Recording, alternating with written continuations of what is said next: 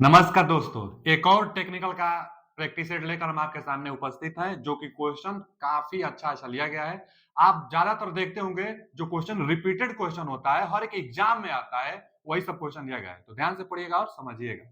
यह क्वेश्चन जितना लिया गया है, चुन-चुन कर क्वेश्चन लिया गया है। देखिए क्या है पहला क्वेश्चन कि सामान्य लाइटनिंग एवं पावर सप्लाई के लिए प्रयोग में लाए जाने वाला जनरेटर कौन-सा होता है? देखिए यहाँ पर पहले सामान्य लाइटनिंग मतलब क्या होता है, जनरल लाइटनिंग, चाहे पावर सप्लाई के लिए प्रयोग में लाया जाने वाला। तो पावर सप्लाई आप ऐसा ही ना चाहेंगे कि लोड भी थोड़ा सा इधर उधर हुआ तो हमको सप्लाई कांस्टेंट मिलता रहे। तो सप्लाई एक समान आपको एक नियत वोल्टेज मिलती रहे, अगर लोड भी कम बेसी हुआ तो ऐसा करने वाला कौन सा होता है, तो कंपाउंड होता है। तो अब कंपाउंड जनरेटर एक तो होता है डिफरेंशियल कंपाउंड और एक होता है कम्युलेटिव कंपाउंड। तो डिफरेंशियल वेल्डिंग में प्रयोग किया जाता है, इसमें फ्लक्स का मान घटता है और कम्युलेटिव में फ्लक्स का मान जुड़ता है। तो कम्युलेटिव कंपाउंड का हम लोग प्रयोग करेंगे। ये कम्युलेटिव कंपाउंड एक ऐसा जनरेटर होता है जो लोड भी थोड़ा सा पूछता है क्वेश्चन कि लोड वेरिएशन होने पर भी आउटपुट कांस्टेंट देता है, कौन सा जनरेटर? तो भैया कम्युलेटिव कंपाउंड जनरेटर। अच्छा, एक सीरीज जनरेटर है ना, तो सीरीज जनरेटर मतलब सीरीज जनरेटर क्या करता है, बूस्टर के रूप में जो सीरीज जनरेटर होता है, ट्रांसमिशन लाइन में वोल्टेज ड्रॉप हो जाती है तो अचानक वोल्टेज को बढ़ा देता है। तो बूस्टर के रूप में पूछेगा तब ये सीरीज जनरेटर लगाइएगा। और लोड भी इधर उधर हुआ चाहे जर्नलिंग लाइटनिंग में प्रयोग किया जाएगा तो कम्युलेटिव कंपाउंड जनरेटर क्वेश्चन पूछता है। सी ऑप्शन है राइट आंसर। अगला क्वेश्चन क्या है कि डीसी श्रेणी मोटर है, इस बार डीसी सीरीज जनरेटर अगर पूछता तो डीसी सीरीज जनरेटर बूस्टर के रूप में ट्रांसमिशन लाइन में बूस्टर के रूप में, और यहां मोटर पूछा है डीसी सीरीज मोटर, वहां प्रयोग होते हैं जहां स्टार्टिंग टार्क ज्यादा चाहिए होता है। क्योंकि जो सीरीज जनरेटर होता है इसके लिए जो टार्क का फॉर्मूला आता है आईए स्क्वायर आर्मेचर करंट के वर्ग के अनुक्रमानुपाती होता है स्टार्टिंग में। बाद में तो कांस्टेंट आईए के हो जाता है, क्योंकि मेन जो टार्क का फॉर्मूला होता है फाई आईए होता है। स्टार्टिंग में फ्लक्स सीरीज जनरेटर है तो जो फ्लक्स होगा वो सीरीजन होता है, तो जो फाई होता है आईए के ही अनुक्रमानुपाती होता है स्टार्टिंग में, इसीलिए आईए के वर्ग होता है। जो ग्राफ बनता है पैराबोला ग्राफ बनता है, पूछ लेता है स्टार्टिंग में सीरीज मोटर का जो ग्राफ होता है कैसा होता है, पैराबोला। इसका जो करेक्टरिस्टिक्स का ग्राफ बनेगा वो बनेगा कैसा, तो पैराबोला बनेगा। यानी आई स्क्वायर स्टार्टिंग होता है ना, तो कुछ ऐसे होगा। अब आगे चल के उसके बाद कांस्टेंट हो जाता है। किसमें है, तो टार्क टार्क और आर्मेचर करंट का यह ग्राफ है। ग्राफ भी पूछ लेता है कि यह ग्राफ किसके लिए है, तो जो यह ग्राफ है सीरीज मोटर के लिए है। ठीक है ना बच्चा, तो डीसी सीरीज मोटर में वहां प्रयोग करेंगे रिक्त स्थान जहां स्टार्टिंग वाला गुण हो तो अधिक हो, स्टार्टिंग वाला गुण उच्च हो, स्टार्टिंग वाला गुण उच्च होगा वहां सीरीज मोटर का प्रयोग किया जाता है। अगला क्वेश्चन क्या है कि निम्नलिखित में से किस उपकरण के लिए सबसे कम रेटिंग मोटर की आवश्यकता होगी? और बताइए ना, सबसे कम रेटिंग का मोटर किसके लिए आवश्यकता होगा?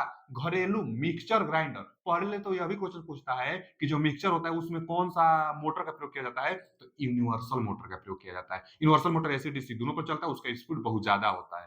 तो यूनिवर्सल जो मोटर होता है सीरीज मोटर की तरह होता है, इसका टार्क अच्छा होता है। यहाँ पूछा है सबसे कम रेटिंग मोटर होना चाहिए, तो ये होगा नहीं। टेबल फैन में भी रेटिंग अच्छा होता है। अब देखिए एक सिलाई मशीन और एक बिजली की घड़ी, तो चारों विकल्प से पता चल रहा है कि जो बिजली की घड़ी होगी इसमें ज्यादा टार्क और ज्यादा रेटिंग हो सकता नहीं है। बिजली की घड़ी होती है उसमें तो बहुत बहुत कम रेटिंग चाहिए, बहुत कम टार्क चाहिए। तो यही जवाब हो जाएगा। यही पूछा भी है कि सबसे कम रेटिंग मोटर की आवश्यकता किसमें होगी, तो बच्चा बिजली की घड़ी में होगी। तो इसका कौन सा option, B option is right answer. अगला क्वेश्चन क्या है कि अगर ट्यूबलाइट में चोक नहीं लगाया जाए तो वह विकल्प है कि नहीं जलेगी, फ्यूज हो जाएगी, कुछ देर रुक के जलेगी, कि हमेशा जलती रहेगी। तो फ्यूज का काम क्या होता है, पहले जो ट्यूबलाइट होता है उसके सीरीज में एक फ्यूज लगाई जाती है, हमारे वो फ्यूज नहीं, वो चोक चोक लगाई जाती है, चोक दिया है ना, चोक लगाई जाती है। तो जो ट्यूबलाइट होता है ट्यूबलाइट के सीरीज में चोक लगाई जाती है। चोक का काम क्या होता है, तो चोक का काम स्टार्टिंग में वोल्टेज को बढ़ाना, स्टेप अप ट्रांसफार्मर की तरह बिहेवियर करता है चोक। अच्छा, चोक वोल्टेज को क्यों बढ़ाता है स्टार्टिंग में, तो स्टार्टिंग में वोल्टेज को बढ़ाता है क्योंकि जो ट्यूबलाइट में गैस होगी, गैस आयनाइज हो जाएगी, उसके बाद उसी के थ्रू करंट जाने लगेगी और ट्यूबलाइट रोशनी देता रहेगा। स्टार्टिंग में एक स्टार्टर भी लगता है ट्यूबलाइट के साथ, जो स्टार्टर लगा होता है। स्टार्टर का प्रयोग स्टार्ट कराना होता है, बाई मेटेलिक पट्टी से स्टार्टर बना होता है। लेकिन रही बात चोक क्यों लगाई जाती है, तो स्टार्टिंग में वोल्टेज को बढ़ाकर जल्दी सा गैस को आयनाइज कराता है, सेकेंडों में गैस को आयनाइज कराता है, और उसके बाद जो चोक होगा एक नियत कांस्टेंट वोल्टेज आपको देता रहेगा, क्योंकि बहुत ज्यादा वोल्टेज भी देगा तो फ्यूज भी हो सकता है, वो जो ट्यूबलाइट होगा वो खराब भी हो सकती है, जल सकती है। तो चोक नहीं रहेगा तो जल जाएगी, क्योंकि चोक का काम है कि वोल्टेज को कांस्टेंट बनाए रखना, लो वोल्टेज को देते रहना, उसको समान वोल्टेज देते रहना, और स्टार्टिंग में बस वोल्टेज को बढ़ाता है, उसके बाद तो कंट्रोल करता है। और जब चोके नहीं रहेगा तो कंट्रोल नहीं करेगा, और कंट्रोल नहीं करेगा तो ट्यूबलाइट जल जाएगी। तो इसका चोक नहीं रहेगा तो फ्यूज हो जाएगा भैया। सही है ऑप्शन सी। चोक नहीं रहेगा तो फ्यूज हो जाएगा। चोक तो होता है जो वोल्टेज को कांस्टेंट देता है। अच्छा, कैपेसिटर भी इसमें लगता है। तो कैपेसिटर एक स्टार्टर होता है, स्टार्टर के पैरेलल में कैपेसिटर आर्क को मेंटेन करने के लिए होता है, और सीरीज में जो कैपेसिटर होता है स्ट्रोबोस्कोपिक दोस्त एक होती है, उसको सही करने के लिए होता है। अब पैरेलल में एक कैपेसिटर लगाई जाती है ट्यूबलाइट के, जिसमें पावर फैक्टर को सुधारता है। तो पैरेलल में कैपेसिटर जहां होता है पावर फैक्टर सुधारने के लिए होता है। तो यहाँ फ्यूज हो जाएगा अगर चोक नहीं रहेगा तब, क्योंकि फ्यूजे के वो चोके के कारण तो कांस्टेंट वोल्टेज इसको हमेशा मिलती रहती है। आगे, निम्न में से किसका ईंधन परिवहन मूल्य शून्य होता है? ईंधन परिवहन मूल्य किसका शून्य होगा? अब दिया है थर्मल पावर प्लांट, नाभिकीय पावर प्लांट। अच्छा देखिए, जो थर्मल पावर प्लांट होता है इसमें कोयला आपको लाना है, तो परिवहन कास्ट तो लगेगा ना, यहाँ परिवहन कास्ट शून्य बोल रहा है। तो एक हाइड्रो पावर प्लांट ही होता है। हाइड्रो पावर प्लांट जो होता है उसमें परिवहन मतलब जो ईंधन होगी, ईंधन को लाने का खर्चा नहीं होता है, क्योंकि वो तो नदी पर बनाई जाती है, नदी पर पानी तो अपने आप आता है। तो परिवहन कास्ट, ईंधन का परिवहन कास्ट शून्य होगा हाइड्रो पावर प्लांट में। कई बार क्वेश्चन सेम पूछ लेता है, तो हाइड्रो पावर प्लांट में परिवहन का कास्ट शून्य होगा। अगला क्या है कि सप्लाई लाइन के आर पार। अच्छा एक बात और जान लीजिए कि जो ये होता है ना बच्चा, परिवहन परिवहन मूल्य शून्य है हाइड्रो पावर प्लांट में, लेकिन हाइड्रो पावर प्लांट को बनाने में सबसे ज्यादा कास्ट लगता है। तो पूछता है क्वेश्चन कि बनाने में सबसे ज्यादा कास्ट किसको लगता है, तो हाइड्रो पावर प्लांट को बनाने में कास्ट लगता है। बन जाएगा, उसके बाद ऑपरेट होने में ज्यादा कास्ट नहीं चाहिए, क्योंकि परिवहन लागत नहीं चाहिए आपको। अगला दिया है कि सप्लाई लाइन के आर पार एक संधारित्र। देखिए वही क्वेश्चन दिया गया कि जो सप्लाई लाइन होता है उसके पैरेलल में, आर पार मतलब वही पैरेलल हुआ, आर पार एक संधारित्र मतलब कैपेसिटर लगाया जाता है, तो पावर फैक्टर को सुधारता है।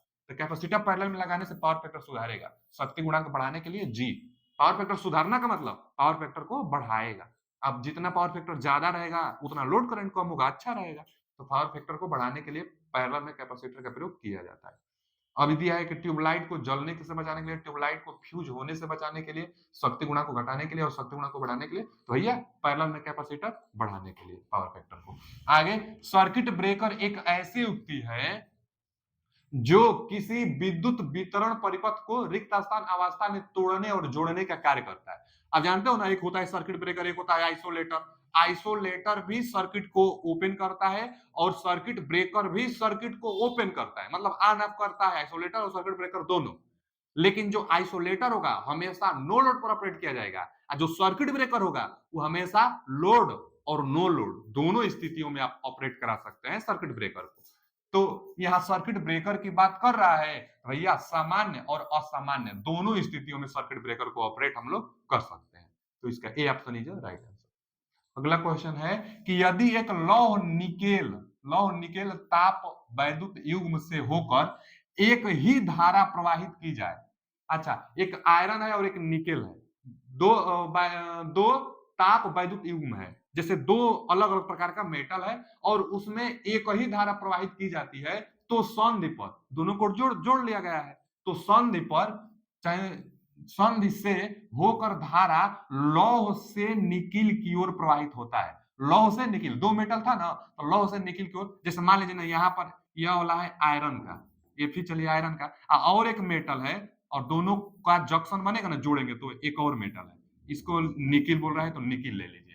फेरस और निकिल है। अब दोनों का संधि, यहाँ एक संधि यहाँ एक संधि, आप यहाँ पर सप्लाई अगर देंगे, यहाँ पर क्या करेंगे बच्चा, यहाँ पर अगर आप सप्लाई देंगे जंक्शन पर तो धारा जाएगी ना, तो वही बोल रहा है कि तो जिस संधि से होकर धारा, मान लीजिए इससे चाहे इससे, जिस संधि से होकर धारा लौह से निकिल की ओर जा रही है, अब लौह से यहां से अब निकिल की ओर आएगी। अच्छा यहां से लेंगे तो लौह से इधर निकिल की ओर आएगी, तो लौह से निकिल की ओर प्रवाहित होती है, वह गर्म हो जाती है, यह है। अब यहां से मान लीजिए होकर और निकिल की तरफ जा रही है, तो यहां पर गर्म हो जाता है, तो हमेशा जान लीजिए ना, एक पेल्टियर प्रभाव आता है, एक तो सीबेक इफेक्ट आता है। दो अलग अलग प्रकार का मेटल होगा तो एक दो दो थ्योरी आता है, एक सीबेक इफेक्ट आता है और एक होता है पेल्टियर प्रभाव। फेरांटी प्रभाव तो कंडक्टर लाइन में आता है और थॉम्सन प्रभाव भी नहीं आता है। देखिए, एक होता है सीबेक प्रभाव और एक होता है पेल्टियर प्रभाव, दो अलग अलग प्रकार का मेटल रहेगा तब।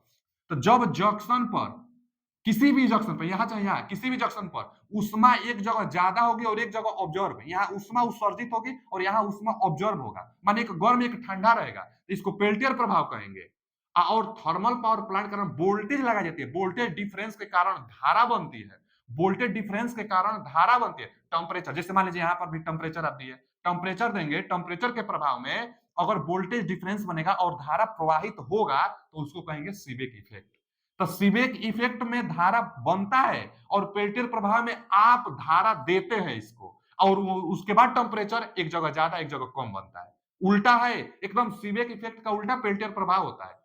इसमें टेम्परेचर एक जगह ज्यादा एक जगह कम होता है और उसमें टेम्परेचर हम लोग देते हैं, उसमें धारा बनती है, इसमें धारा दिया जाता है। यही सवाल है कि ताप आयरन युग से होकर एक ही धारा प्रवाहित की जाए, यानी धारा प्रवाहित की जाए, तो इसका जवाब होगा सी ऑप्शन, पेल्टियर प्रभाव होगा। इसमें धारा प्रवाहित की जाए, और वो ये भी बता दिया है कि टेम्परेचर भी प्रवाहित की जाए तो वह गर्म हो जाती है, तो यह प्रभाव कहलाता है पेल्टियर प्रभाव। धारा देने से गर्म हो रहा है तो पेल्टियर प्रभाव होगा।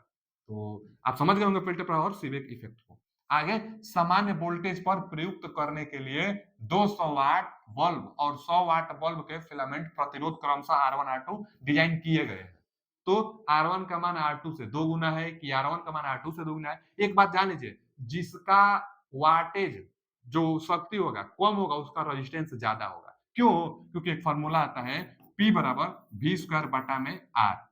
तो अब R निकालेंगे, प्रतिरोध निकालेंगे तो P बाटा में जाएगा, दोनों व्युत्क्रमानुपाती है तो बाटा में जाएगा R निकालने के लिए। देखिए यहां से R बराबर V स्क्वायर बटा में P बाटा में आ गया।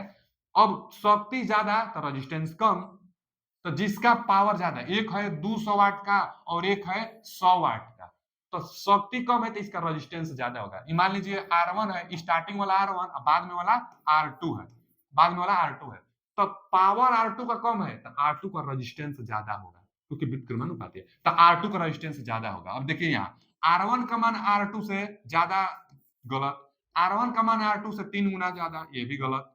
R2 का मान R1 से 4 गुना, देखिए यही है R2, बाद में वाला ना 100 वाट, कम वाट है तो प्रतिरोध ज्यादा होगा, तो R2 का मान ज्यादा होगा, लेकिन 4 गुना और एक 2 गुना।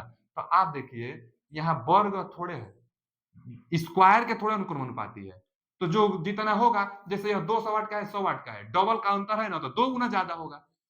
यहाँ 200 वाट है, यहाँ 100 वाट है, डबल का बस डिफरेंस है दोनों में, तो जो डिफरेंस होगी रेजिस्टेंस में भी वही डिफरेंस होगा, तो R2 ज्यादा होगा R1 से, कितना था 2 गुना। D option right answer. आप निकाल भी सकते हैं, R1 R2 निकालेंगे ना, R1 बटा में R2 संबंध है, अगर निकालेंगे तो यह उल्टा का संबंध है, यानी यहाँ पर लिखेंगे आपको P2 और यहाँ पर लिखेंगे P1। अब P2 कितना है बचा, P2 दूसरा वाला प्रतिरोध 100 है, अब पहला दूसरा वाला शक्ति 100 और दूसरा वाला शक्ति, पहला वाला जो शक्ति है वह 200 वाट है, 200 वाट है ना, तो यहाँ कटा देंगे तो 1/2 आ रहा है, यानी R1 संबंध है जो R2 आ रहा है 1/2 आ रहा है। बस P2 P1 लिख दीजिए, जो पावर का रेशियो होगा व्युत्क्रमानुपाती होगा रेजिस्टेंस के रेशियो के फॉर्मूला अनुसार।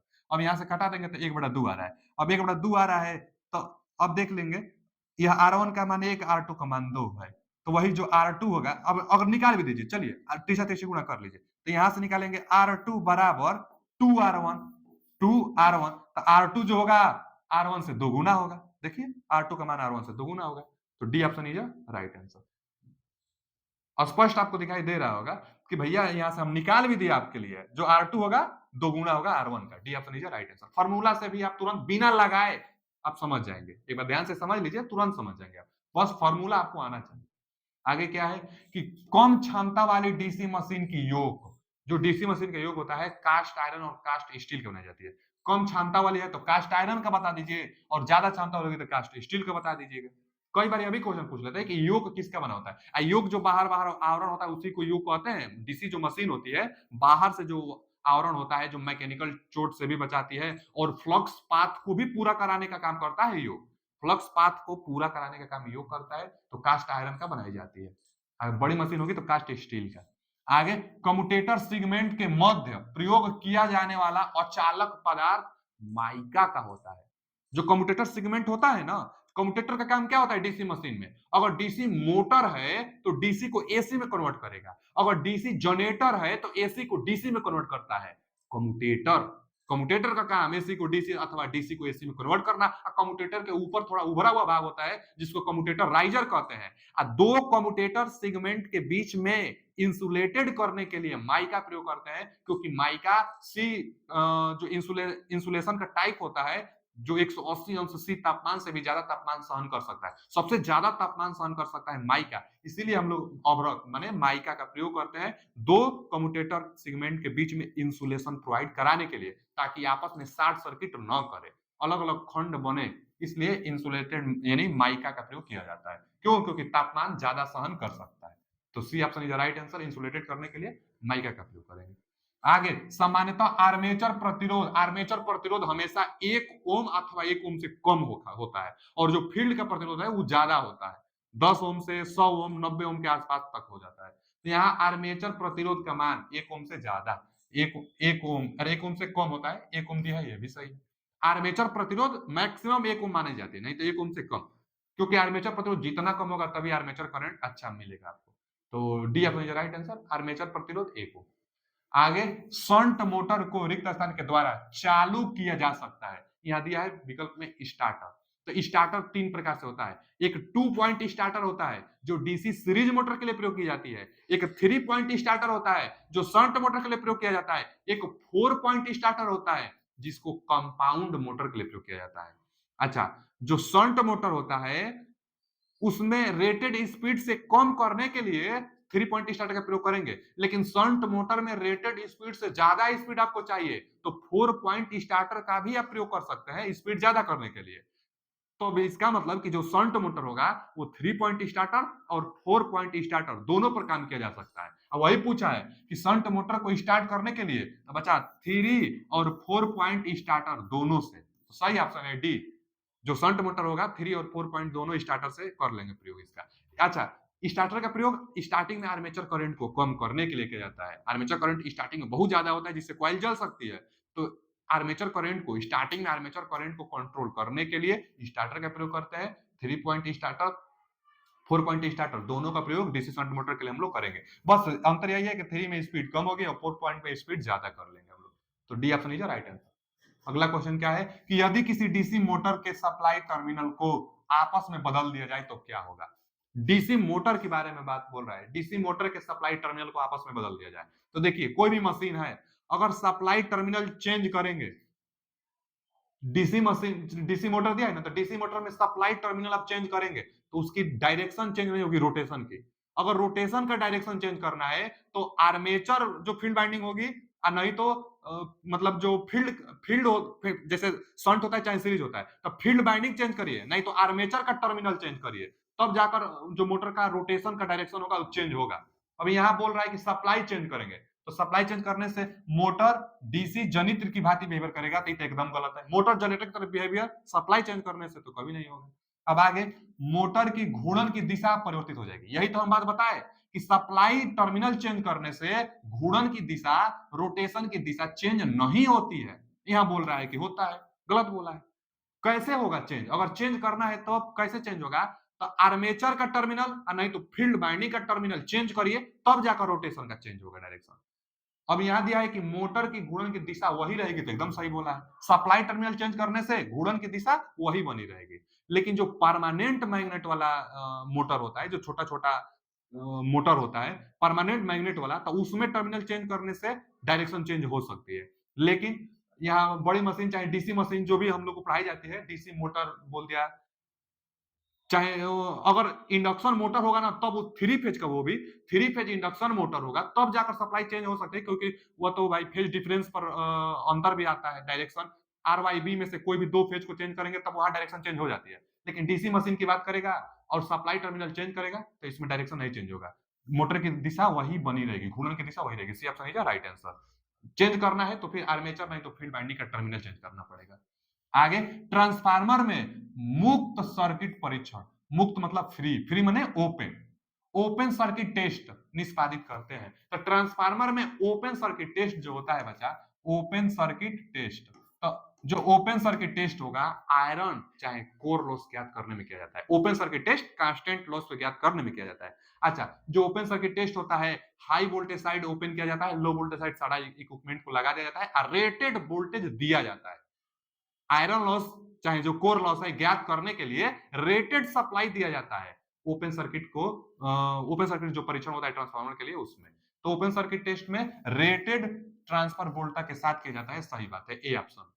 रेटेड सप्लाई के साथ ओपन सर्किट टेस्ट में किया जाता है जिससे आयरन लॉस चाहे कोर लॉस ज्ञात किया जाता है, जो कि एक कांस्टेंट लॉस होता है। तो ए ऑप्शन है राइट आंसर। अगला क्वेश्चन क्या है, प्राइमरी बाइंडिंग के मध्य प्रवाहित धारा के द्वारा उत्पन्न फ्लक्स किसमें ईएमएफ प्रेरित करता है। अच्छा, प्राइमरी बाइंडिंग जो ट्रांसफार्मर होगा, एक तो प्राइमरी बाइंडिंग होगा, एक सेकेंडरी बाइंडिंग होगा। जो ट्रांसफार्मर होता है तो एक होता है प्राइमरी बाइंडिंग, यहां मान लीजिए प्राइमरी बाइंडिंग, इधर मान लीजिए सेकेंडरी बाइंडिंग है। तो प्राइमरी बाइंडिंग के मध्य में प्रवाहित धारा, यहां पर अगर आप धारा दे रहे हैं, सप्लाई जोड़ रहे हैं, तो प्राइमरी में प्रवाहित धारा के द्वारा उत्पन्न फ्लक्स, अब यहां धारा जाएगा तो फ्लक्स बनेगी, तो इस फ्लक्स के द्वारा ईएमएफ प्रेरित करता है। तो अब फ्लक्स अल्टरनेटिंग नेचर का है तो ईएमएफ बनेगा ही। जो ईएमएफ बनेगी अब केवल प्राइमरी बाइंडिंग में केवल यहां बनेगा, तो यहां तो बनता ही है, E1 बनता है यहां पर, लेकिन इसी फ्लक्स के कारण यहां भी एक और वोल्टेज इंड्यूस होता है जिसको हम लोग E2 कहते हैं। तो जो फ्लक्स बनेगा प्राइमरी बाइंडिंग में उसके कारण प्राइमरी और सेकेंडरी दोनों पर ईएमएफ इंड्यूस होता है, क्योंकि कोर के सहायता से वही फ्लक्स यहां पर जाता है, तो वही फ्लक्स दोनों बाइंडिंग में उत्पन्न करता है। तो केवल प्राइमरी बाइंडिंग में बोल दिया गलत है, केवल सेकेंडरी में बोल दिया ये भी गलत है। प्राइमरी बाइंडिंग और सेकेंडरी दोनों में ये सही है। प्राइमरी में आप धारा देंगे लेकिन प्राइमरी और सेकेंडरी दोनों में वोल्टेज इंड्यूस हो जाती है। तो C option is right answer. अगला क्वेश्चन क्या है कि ट्रांसफार्मर की शून्य भार धारा को नो लोड करंट कहते हैं, जिसको आई नॉट कहते हैं। तो ट्रांसफार्मर में नो लोड करंट प्रयुक्त वोल्टेज के पश्चगामी होता है। तो अब वोल्टेज से कितना पश्चगामी हम बताए हैं, बार बार बताते थे 75 अंश के आसपास। देखिए ना, नो लोड यहाँ पर क्या आता है, यहाँ पर फ्लक्स आता है और यहाँ पर सप्लाई वोल्टेज आता है। अब एक आता है मैग्नेटाइजिंग करंट और एक वाट फुल। तो मैग्नेटाइजिंग 90 अंश पर होता है, तो यहाँ पर मैग्नेटाइजिंग और यहाँ पर वाट फुल करंट, और दोनों का जो परिणामी आता है वही नो लोड करंट आता है। यही नो लोड करंट है। ट्रांसफार्मर में जो नो लोड करंट होता है 2 से 5% होता है, और सप्लाई वोल्टेज से इसका जो एंगल बनता है no load power factor angle, यही एंगल 75 अंश से 90 अंश के बीच होता है। ज्यादातर यह 75 अंश के आसपास आता है, तो यही 75 अंश, C option is right answer. Power factor angle, अब पावर फैक्टर का मान पूछेगा ना, तो 75 पर अगर कास का मान निकालेंगे, कास 75, तो नो लोड का पावर फैक्टर कितना निकल करेगा, 10.2, कभी कभी 10.3, यही विकल्प में देगा, बहुत कम होता है ना, 10.2 10.3 के आसपास। 75 अंश एंगल, तो एंगल पूछा है, इसका मान भी पूछ लेता है नो लोड करंट का, तो 2 से 5% फुल लोड का, किसके लिए, ट्रांसफार्मर के लिए। तो C option is right answer. अगला क्वेश्चन क्या है कि किसी ट्रांसफार्मर का लघु परिपथ परिचय, मतलब वही शॉर्ट सर्किट टेस्ट, जो शॉर्ट सर्किट टेस्ट होगा वह क्या निकल कर, अभी एक क्वेश्चन लिए थे हम ओपन सर्किट टेस्ट पर, जो कि आयरन चाहे कोर लॉस देता है, रेटेड सप्लाई पर करते हैं, और उसमें क्या था कि हाई वोल्टेज साइड को ओपन करते हैं। लेकिन यहां देखिए शॉर्ट सर्किट जो टेस्ट होती है, इसमें लो वोल्टेज साइड को शॉर्ट किया जाता है, हाई वोल्टेज साइड पर सब इक्विपमेंट को लगाई जाती है, जैसे wattmeter, voltmeter, ammeter, 3 वो इक्विपमेंट लगाई जाती है। तो जो वाट मीटर होता है ना, वह कॉपर लॉस को देता है, माने जो शॉर्ट सर्किट टेस्ट होता है इससे कॉपर लॉस ज्ञात की जाती है, टोटल रेजिस्टेंस ज्ञात किया जाता है, लीकेज रिएक्टेंस ज्ञात किया जाता है, किसमें, शॉर्ट सर्किट टेस्ट में। 3 चीज बहुत ज्यादा, एक तो पावर फैक्टर निकलता है शॉर्ट सर्किट टेस्ट से, एक टोटल इक्विवेलेंट रेजिस्टेंस निकलता है, और एक लीकेज रिएक्टेंस निकलता है। इक्विवेलेंट रिएक्टेंस निकलता है, रेजिस्टेंस निकलता है, और पावर निकलता है। पावर में वो कॉपर लॉस, पावर क्या देगा, कॉपर लॉस देगा, तो यहाँ लिख देते हैं हम कॉपर लॉस देता है, कॉपर लॉस देता है। 3 चीज ज्ञात करता है short circuit test. Short circuit test करने के लिए लो वोल्टेज जो साइड होगी उसको शॉर्ट करेंगे, हाई वोल्टेज साइड इक्विपमेंट लगाएंगे। और एक बात इसमें ध्यान दीजिए कि हाई वोल्टेज साइड इक्विपमेंट तो लगाएंगे, लेकिन जो जब सप्लाई देंगे तो 5 से 10% सप्लाई दी जाती है। हाई वोल्टेज साइड में जो सप्लाई दी जाती है, रेटेड सप्लाई का 5 से 10% ही सप्लाई दिया जाता है, जबकि ओपन में फुल रेटेड सप्लाई दे सकते हैं, लेकिन शॉर्ट सर्किट टेस्ट में सिर्फ 5 से 10% सप्लाई दिया जाता है। तो यहाँ पर ट्रांसफार्मर में शॉर्ट सर्किट टेस्ट क्या देता है? समतुल्य प्रतिरोध, सही बात है। लीकेज प्रतिघात, ये भी सही है। लीकेज प्रतिघात, समतुल्य प्रतिरोध और कॉपर लॉस, तीनों चीज देता है। तो ये ऑप्शन, यहाँ देखिए कोर लॉस, अब यहाँ देखेंगे तो कोर लॉस, ये तो एकदम में ना गलत है। चुंबकन धारा हम कहाँ लिखे हैं? ये भी गलत है। लीकेज प्रतिघात एक्स को तो ये तो देता है। चलिए आज के लिए इतना ही। क्वेश्चन कैसा लगा कमेंट करके जरूर बताइए। पीडीएफ पाने के लिए लिंक लगा हुआ है टेलीग्राम का, उससे ज्वाइन हो जाइए। मिलते हैं अगले वीडियो में। थैंक्स।